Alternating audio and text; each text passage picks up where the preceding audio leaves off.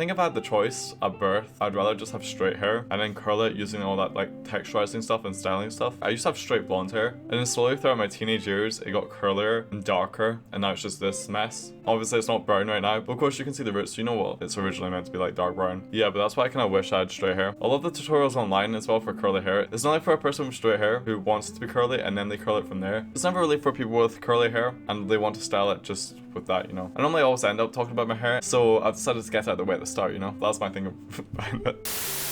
I actually have a story for you guys, which I thought was funny. I was at this house party, a gaff, if you will, and I was, of course, my social battery was at an all-time low. It was like probably like 11 o'clock, so not that late. To be honest, this was probably a double night out for me, so normally I can go further, but this night I was not feeling it. I was completely out of it. Anyway, I'm chilling on the couch, you know. A couple who I'm friends with, they come in, they sit next to me, and they start talking about like the social economic state of Scotland right now. And I was like, this is a Jaden Smith moment. I really can't be bothered with this.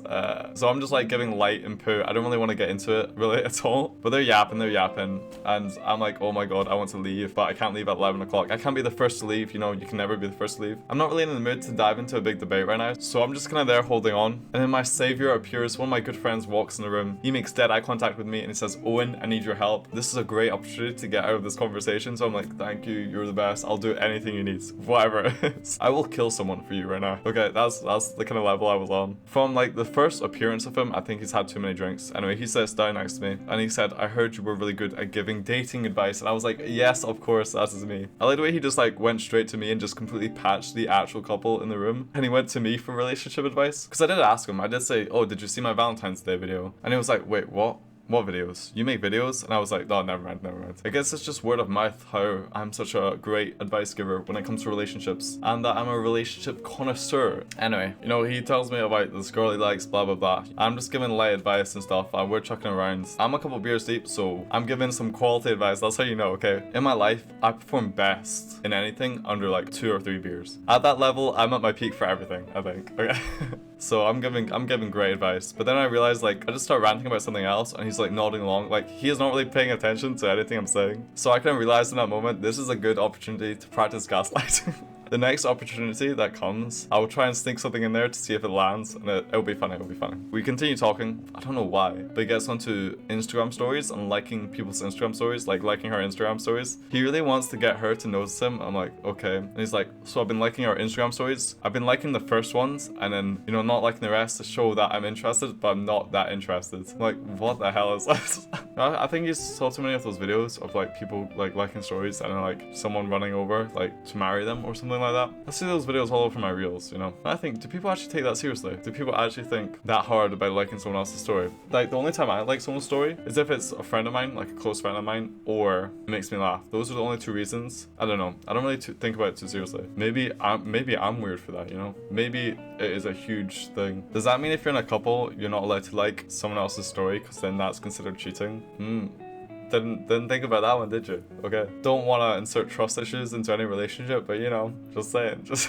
So I'm like, oh, this is a great opportunity to test out my gaslighting, okay, abilities, of course, on my good friends, I did quickly say though, hey, I'll give you this advice, but you need to do something for me first. Unlock your phone and give it to me. So, you know, he gives me his phone unlocked, and then I go straight to YouTube, of course. I go to the double YouTube channel. I click subscribe, because I gotta keep him in the loop, make sure he knows what's going on. I was like, all right, that's all done. I chuck his phone out the window. Don't need to worry about it. Anyway, I start giving him advice, right? No distractions. His phone is definitely out the window. I'm kidding. I did not chuck his phone out the window. That's a joke. All of that was a joke, okay? If you believed it though, I just gaslit you. So I'm getting better. So off the top of my head, I just said, mate, you're not liking the stories, right? And he's like, well, what do you mean, Owen? Because he actually thinks I'm being serious. And I say, well, you gotta not just like the first one and then not view the rest of the story. You gotta view the whole story and only like the ones where her face is in it. Or she's in it at all. And he's like, oh my god, that makes so much sense. I'm like, yes it does. And then not just make that up. And then I just said something generic like, because that shows that you really like her and it's got nothing to do with anything else. I don't know. I don't really know what I said, but I definitely gave the advice that you should only like the stories where her face / she's in it. And I think he took that on, so I don't know. I don't really have a follow-up or that he went on any dates with her or anything like that. But for the sake of my story, let's just say they got married. And that was all because of my great advice. I know. I'm a hero. You don't need to applause. Thank you. But I've noticed a lot of like people my age who release music, a lot of it's always about unrequited love for someone and like how they haven't told them and the way they're telling them is their song. I think it's so cringe. I just find it funny that so many artists around my age are big pussies. They're all too scared to, you know, just tell someone their feelings and they have to write a whole song about it, make it secretly about this person. That's so sad. That's also self-realization because I do that as well. And I actually have a song on my next album which is entirely about that. But I just find it funny, you know, those Instagram musicians, I don't want to call them that. That sounds mean, but you know, like all the ads you got on Instagram and stuff. I just wrote the song in the summer, you know, that's a classic line. I sometimes listen to the lyrics and I'm like, oh my god, they're all about the same thing. Just like being a massive wimp, you know? But at the same time, it's kind of wholesome, so at least they're kind of bringing like a different kind of genre of love song to the table. Speaking about songs, this is relatable to everyone probably watching this video. I load up a bunch of like my unwritten songs to Spotify anyway, so I can still listen to them. Sorry, not unwritten songs. Feel the rain on your skin. I meant to say the unreleased songs is what I was meant to say. You can make your own playlist of like MP3s and stuff. Now, is it weird that I listen to my own songs? I don't think so because I write songs that I would listen to. I actually do really like See You Love You by, I listen to it quite often. The last chorus is just, when it all comes, oh, it's so good. And at the end when I finish with like, I'm out of time and then the song ends. Oh, genius writing one. You're so smart. And when I was texting this person, right, the song that I wrote about them started playing as I was messaging them. I was like, this is a funny moment. Okay.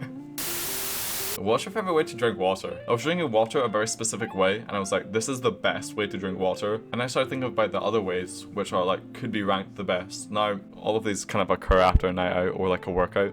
So just like keep that in your head, okay? For me, the second best way to drink water is, you know, big glass of water, ice obviously, in the tap, you drink it. And, you know, it's so cold you can feel it go all the way down to your chest. I think that is the second best way to drink water because that is just, it kind of gives you like shivers down your spine, how cold it is. But it's so refreshing and it's so satisfying to do. My favorite way to drink water has a bit more process to it. And I feel like the experience of doing this is a lot more grounding.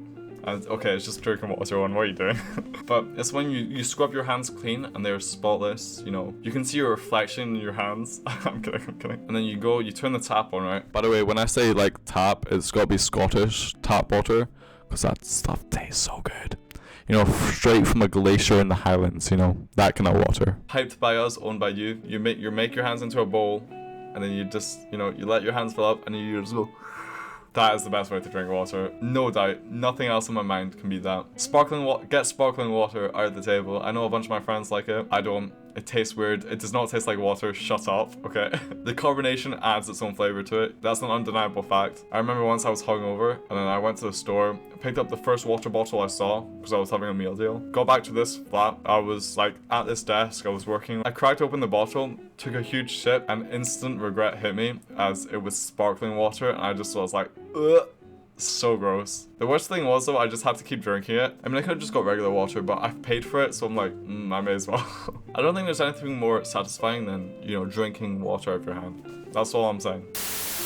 I remember once I was at this gym and I was playing tennis and then I was like 6 or something. It was like a group class and they were like, we're gonna go to the water fountain and have a break. I didn't go because I was on Thursday at that point, but I was like, water fountain, what's that? When I heard the word water fountain, I was actually picturing like this Victorian-esque kind of huge marble fountain where you could just scoop your water bottle in and like drink out of it. I was like, that sounds sick. Where is this water fountain now? 2 hours go by, I'm like, okay, I'm kind of thirsty right now. Someone was like, I'm gonna go to the water fountain. I was like, I'll join you. And then, I don't know why, I thought like this gym would have this huge thing, right? You know, I'd only been to like the first half of the gym, so I didn't know what was in the back. So I was like, maybe they do, that would be sick. And the disappointment on my face when I saw it was just one of those little taps. I was like, what is this? You know, I've been scammed. I still think though, like drinking out of a water fountain ranks third, especially if they don't have any of the paper cups and you have to stick your face under it. That is sick. We love that. Also, if there's like a huge queue behind you and you're just holding it up, but like you're so thirsty and you never really get enough water out of it, so you're just there for ages. That's a dream scenario for me. I'm very interested to see what your favorite ways to drink water down below. So comment your favorite ways. Maybe I've inspired you to try a couple different methods when drinking your water. You know, I think experimentation's the spice of life. You should always try new things. Even when it comes to like small and minute things like drinking water, you should, yeah, drink your water differently. That's what you learn from this video.